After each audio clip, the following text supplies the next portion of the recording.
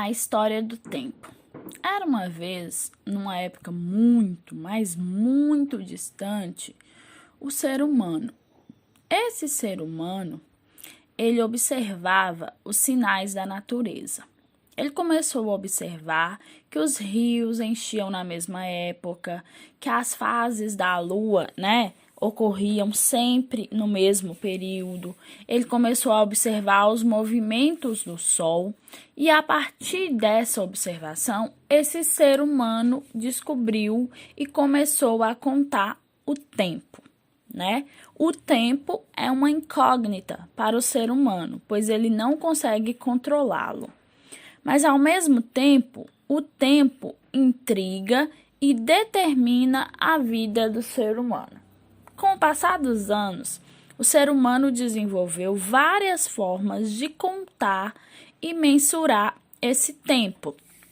Inicialmente, usando elementos da natureza, como o relógio do sol, que era inicialmente uma estaca colocada no meio do terreiro, onde eles observavam a sombra do sol para que lado estava e conseguiam se localizar no tempo.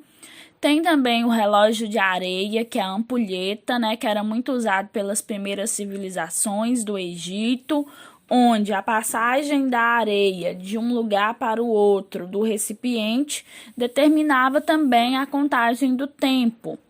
O ser humano também desenvolveu formas de observar os movimentos do Sol e da Lua através de vários instrumentos que o permitia localizar-se no tempo e no espaço. O homem, com o passar dos anos, criou o calendário. O calendário, ele varia de cultura para cultura e os primeiros calendários que surgiram, eles foram feitos em pedra, como, por exemplo, o calendário dos maias, A maioria dos calendários, eles não tinha 12 meses como o nosso calendário, apenas o dos maias é que tinha. Mas foram criados vários e vários calendários. Tem o calendário maia, como eu disse, o calendário indígena, o calendário judeu, E tem o nosso calendário, chamado calendário cristão ou calendário gregoriano. Por que o nosso calendário é diferente? O nosso calendário, ele é baseado, num acontecimento muito importante, que é o nascimento de Jesus Cristo. Por isso que esse calendário, ele só é importante para os povos ocidentais e cristãos. Por exemplo, o calendário chinês já é baseado em animais, tem o ano do boi, o ano da vaca, o ano do galo, Eles seguem outra cultura e outra tendência.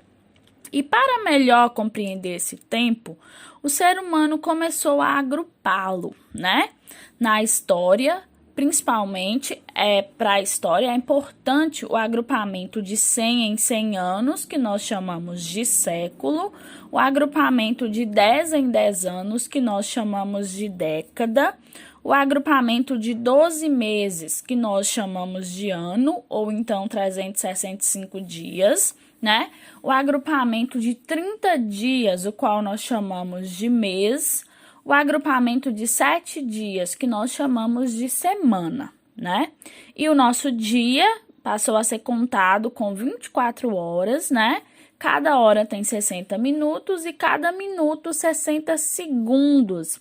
A partir daí, o ser humano desenvolveu, sua relação com o tempo.